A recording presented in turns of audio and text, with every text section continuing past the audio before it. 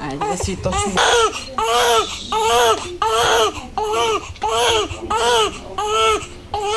Нали има бум на ражданията?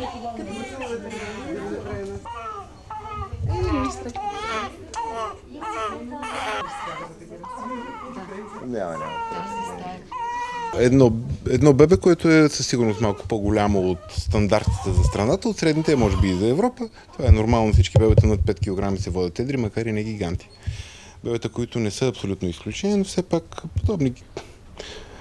подобни деца се раждат, честно казано, може би един път на няколко години. Ами това, което аз съм се впечатлила и съм го запомнила, разбира се, защото като започнах работа преди 35 години, раждането мина съвсем нормално и когато се роди, то беше по-голям от мене, 5500.